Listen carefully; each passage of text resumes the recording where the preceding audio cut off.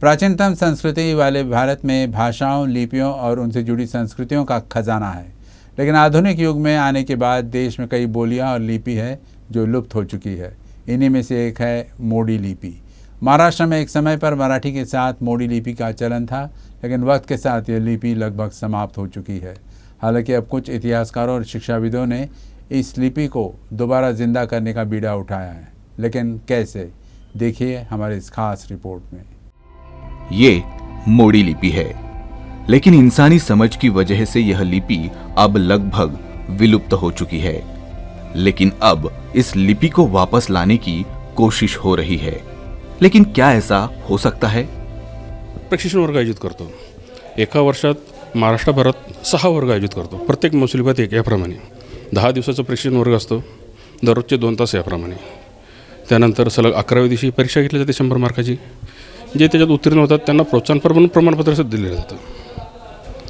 अपेक्षा अशी असते की आज कागदपत्र त्यांनी वाचावे, शिकावं। मोडी लिपीचं जेमतेम बाराखडी यावी, मुळाक्षरे वाचता यावे। आज बऱ्याचशा लोकांच्या घरात जुने ऐतिहासिक कागदपत्र उपलब्ध आहे, परंतु ते वाचता येत नाही म्हणून ते उजाड देऊ शकत नाही। नागपुर विश्वविद्यालय के इतिहास विभाग और महाराष्ट्र सरकार के अभिलेखागार निदेशालय इस लिपि को दोबारा जिंदा करना चाहते हैं।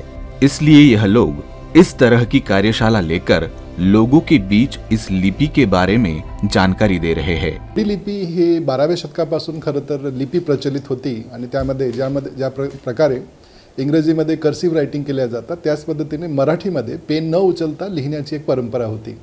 पण पुढील कालखंडात ते कालांतराने मराठा साम्राज्याच्या कालखंडातही त्याचा वापर दरबारी कार्यालयामध्ये खूप मोठ्या प्रमाणात होत होता आणि त्यामुळे खूप सारे जे दस्तावेज आहेत अजूनही मराठ्यांच्या कालखंडातील किंवा समकालीन कालखंडातील ते त्याच भाषेमध्ये उपलब्ध आहेत।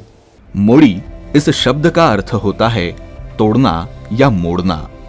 इसी एक तरह से अंग्रेजी की कर्सिव राइटिंग से समझ सकते हैं।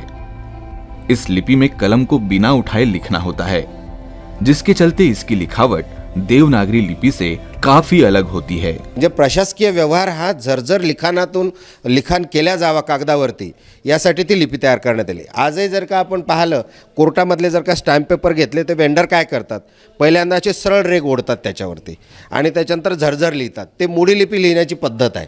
ते देवनागरीत जरी लिहिले तरी असे सरळ रेष ओढून पेन न उचलता झरझर लिहिणे, त्या देवनागरी लिपीलाच मोडून मोडी लिपी तयार करण्यात आलेली आहे।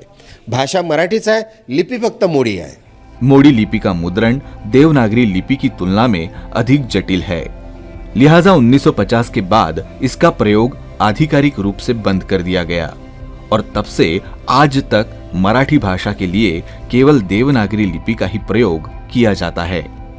हालांकि अब कुछ भाषाविदों और इतिहासकारों ने इस लिपि को पुनर्जीवित करने का बीड़ा उठाया है, ताकि विलुप्त हो चुकी इस विरासत का ज्ञान आज की पीढ़ी तक पहुंचाया जा सके। कैमरा पर्सन दिनेश सातपुते के साथ फैजल खान, यूसिन न्यूज, नागपुर।